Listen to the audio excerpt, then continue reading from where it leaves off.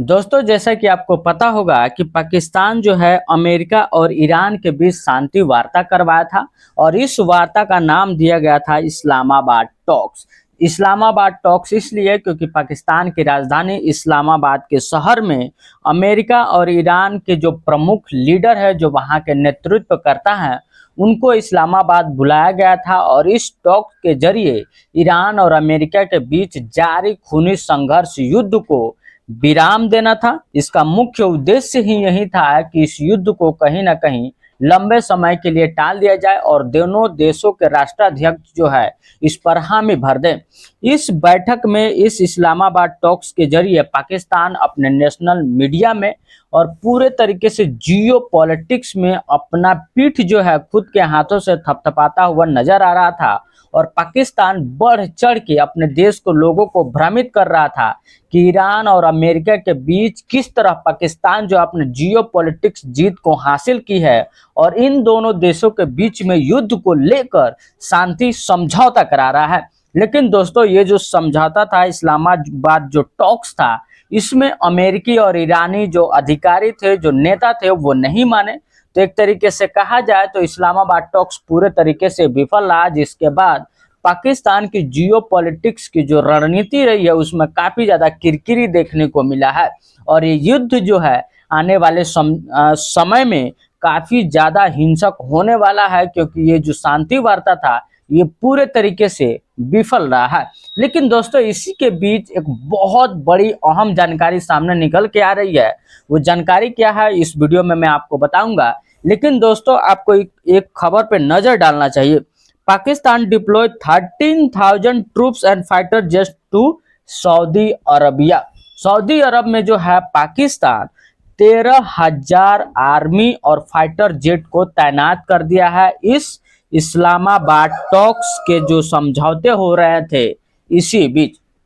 अब पाकिस्तान अपनी आर्मी अपने फाइटर जेट को सऊदी अरब में क्यों डिप्लॉय कर दिया भाई, जबकि एक तरफ पाकिस्तान जो है मुस्लिम ब्रदरहुड का पूरे तरीके से जोर शोर और प्रचार करता है कि हम मुस्लिम भाइयों के बड़े भाई हैं, हम सभी शांति के लिए काम करते हैं, सारे मुस्लिम देश हमारे भाई हैं। लेकिन एक तरफ शांति का वार्ता पाकिस्तान की करा रहा है, उसके लिए जगह तैयार कर रहा है, उसके लिए मंचों पर दोनों देश के राष्ट्राध्यक्ष को ला रहा है, और दूसरी तरफ बैक डोर से पाकिस्तान जो है सऊदी अरब में 13,000 अपने आर्मी के सेना को तैनात किया है, जिसमें फाइटर जेट भी शामिल है। दोस्तों, अब इसके पीछे की कहानी क्या है वो भी मैं आपको बता देता हूं। सऊदी अरब से पाकिस्तान की जो है 17 सितंबर 2025 को एक रणनीतिक डिफेंस डील हुआ था। वो डील क्या था वो भी मैं आपको बता देता हूं। Pakistan and Saudi Arabia signed a landmark strategic mutual defense agreement SMDA September 17, 2025 in Riyadh, committing to collect security wherein an act of aggression against one is treated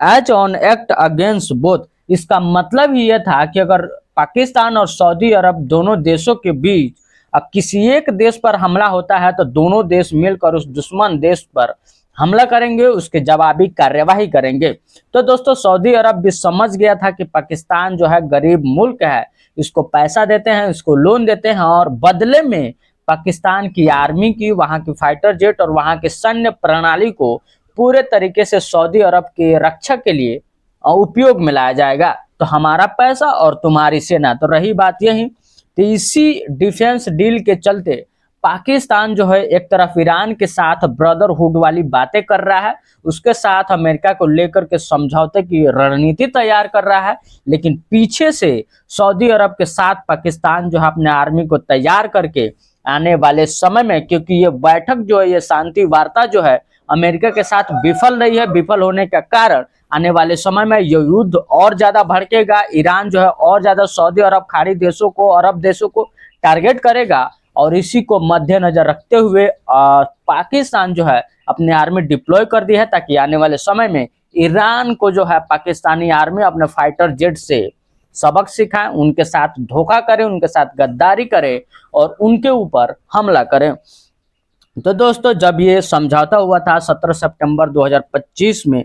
तो ये वहाँ का फुटेज था। आसिम मुनीर है, शहबाज शरीफ है और सऊदी अरब के जो ये जो डेलीगेशन है, राष्ट्र के जो नेतृत्व करता है, उनकी फोटो है। आप यहाँ पर देख सकते हैं पाकिस्तान का सीमा जो है ईरान से किस तरह लगा हुआ है, और सऊदी अरबिया जो है इस तरीके का देश है। पाकिस्तान अपनी ट्रूप यहाँ पे सऊदी अरब में भेजा है, क्योंकि आपको पता होगा कि अमेरिका के साथ जब ईरान का युद्ध चल रहा था, तो ईरान जो है इन खाड़ी देशों के ऊपर काफी हद तक अपने ड्रोन मिसाइल हमले जारी रखे थे। जारी इसलिए रखे थे क्योंकि इन देशों में अमेरिका के सैन्य बेसेस हैं, फाइटर जेट है और अन्य कई सारे मिलिट्री इक्विपमेंट, रडार वगैरह जैसी चीजें हैं। लेकिन जब इन दोनों देशों के बीच, सऊदी अरब और पाकिस्तान के बीच जब समझौते ही हुए हैं कि किसी एक देश पर हमला होगा तो दोनों देश मिलकर जवाब देंगे, तो पाकिस्तान जो है अगर इस डिफेंस डील को पूरा नहीं करता है सऊदी अरब के बीच, तो सऊदी अरब सीधा कहेगा कि बेटा तुमने हमसे पैसे लिए हैं तो पैसे जल्दी चुकाओ। तो पाकिस्तान की औकात नहीं है कि जितनी ज्यादा पैसा उन्होंने सऊदी अरब से कर्ज के रूप में लिया है वो उसको चुका पाए। और दोस्तों ये भी देखना दिलचस्प है कि किस तरीके से ईरान के साथ पाकिस्तान अपने मुस्लिम ब्रदरहुड वाली बातें कर रहा है, और एक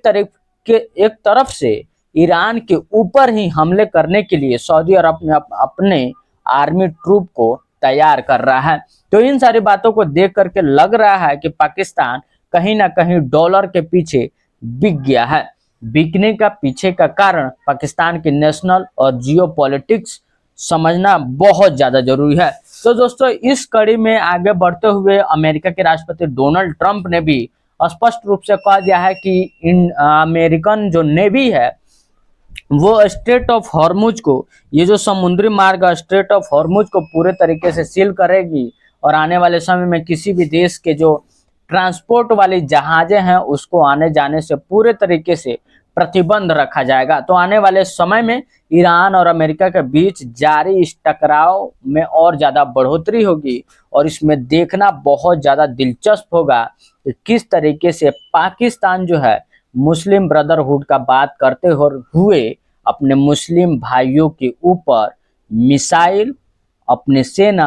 और अपने फाइटर जेट से हमला करेगा। तो कुल मिलाकर के इन सारे जियोपॉलिटिक्स के देखने के बाद यही समझ में आता है कि नेशनल जियोपॉलिटिक्स कितनी ज़्यादा इम्पोर्टेंट है दोस्तों। और अगर आप ऐसे ही जियोपॉलिटिक्स खबरों से अपडेट रहना चाहते हैं तो प्लीज़ आप हमारे चैनल को सब्सक्राइब कीजिए, वीडियो लाइक शेयर जरूर कीजिए। जय हिंद।